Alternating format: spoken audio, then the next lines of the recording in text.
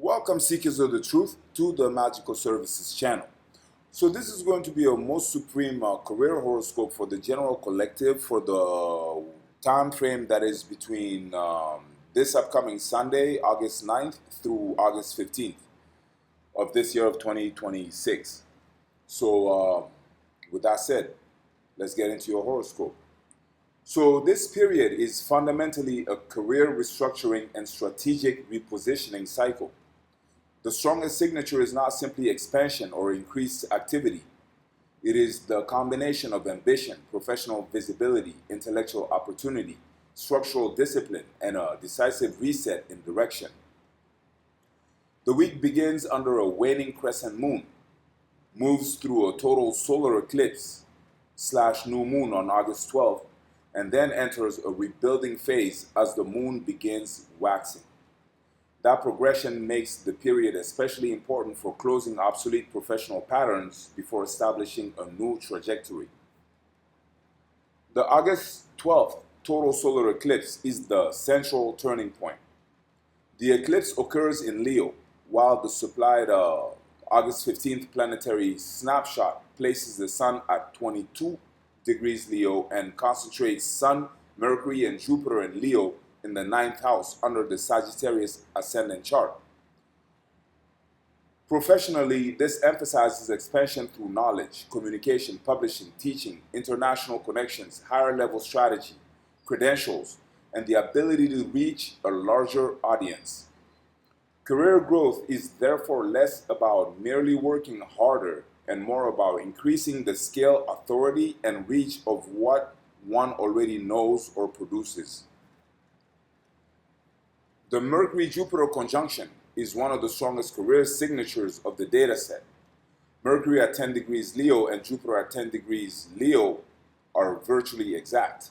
This favors strategic thinking, persuasive communication, promotion, marketing, education, negotiation, publishing, sales, presentations, leadership, communication, and big picture planning. It can produce a major intellectual or commercial opportunity when ideas are communicated confidently and visibly. The danger is excess, promising too much, exaggerating prospects, overlooking details, or assuming enthusiasm automatically translates into execution. The winning strategy is therefore large vision plus rigorous verification. This conjunction is reinforced by Mercury trine Saturn and Jupiter trine Saturn. What that combination is exceptionally useful for is converting ideas into durable structures. Saturn retrograde in Aries in the 5th house asks for disciplined treatment of creative output, entrepreneurial initiatives, speculative ventures, and personal projects. The message is clear. Ambitious ideas have genuine potential, but they must be subjected to testing, budgeting, scheduling, and repeatable systems. This is not a period for abandoning ambition. It is a period for professionalizing ambition. The career implications become particularly strong because the supplied data set here repeatedly places the midheaven in Pisces / Virgo during the alternating daily movements. The Pisces midheaven emphasizes vision, imagination, service, adaptability, and work that depends upon intangible value, while the Virgo midheaven emphasizes precision, technical competence, organization, productivity, analysis, and measurable usefulness. Together, they describe an important professional balance. Vision must become a system. Inspiration without execution remains unrealized potential. Execution without vision becomes mechanical labor without meaningful advancement. The week also contains a powerful Venus-Jupiter sextile, with Venus in Libra and Jupiter in Leo. For professional matters, this favors networking, alliances, audience development, diplomacy, negotiation, client attraction, social credibility, and mutually beneficial exchanges. Venus in the 11th house on the 15th of August particularly emphasizes professional networks, communities, collaborators, audiences, and organizational relationships. Career opportunities may therefore arrive through people, platforms, groups, referrals, or existing networks rather than isolated effort. At the same time, Venus forms a near opposition to Neptune and a square to Black Moon Lilith. This introduces an important financial and professional caution. Attractive opportunities may not be as concrete as they initially appear. They can be inflated expectations, ambiguous agreements, unclear compensation, idealization of collaborators, or an excessive willingness to believe what one wants to believe. Money and professional commitments should therefore be evaluated through actual terms, measurable deliverables, timelines, and evidence, rather than enthusiasm alone. The financial axis is particularly significant. Pluto retrograde in Aquarius occupies the second house on August 15th, placing deep emphasis on income, resources, pricing, possessions, financial independence, and the underlying structure of personal economic power. Pluto here rarely describes superficial financial adjustment. It indicates a deeper transformation of the way value is created and monetized. Old income models may increasingly appear inadequate. Professional growth may require changing pricing, revenue architecture, skill allocation, technology, or the relationship between labor and compensation. Black Moon Lilith in Capricorn in the second house intensifies this theme. It can expose uncomfortable realities concerning money, control, dependency, undervaluation, or the fear of demanding appropriate compensation. Professionally, the constructive expression is refusing to build success upon chronic underpayment or unsustainable resource expenditure. Financial strategy should become more deliberate and less emotionally reactive. The most difficult technical signature is Mars square Neptune, with Mars in Cancer in the 7th house and Neptune retrograde in Aries in the 4th house. Career-wise, this can manifest as energy being dissipated through unclear partnerships, conflicting priorities, emotional reactions, poorly defined responsibilities, or projects lacking operational clarity. It is a classic configuration for acting before knowing exactly what one is acting toward. The remedy is straightforward. Define the objective, define the responsibility, define the resources, and define the deadline before committing energy. Mars, nevertheless, forms a strong trine to the North Node in Aquarius.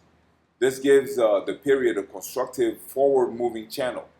Decisive action can help break from outdated professional patterns, particularly when last action supports innovation, technological development, unconventional methods, collective platforms, or future-oriented business models.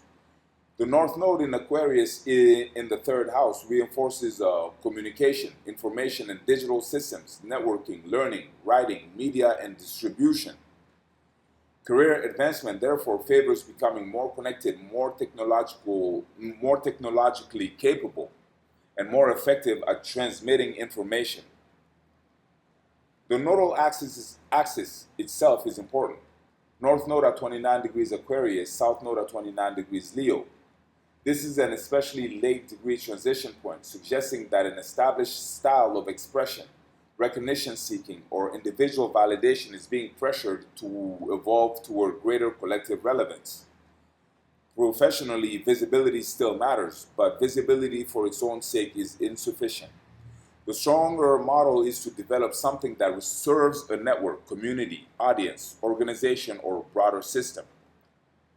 The moon's progression reinforces the sequence. From August 9th through 11th, the waning crescent phase reduces emphasis on expansion and increases the need to clear unfinished professional business. By August 12th, the solar eclipse/new moon produces the reset.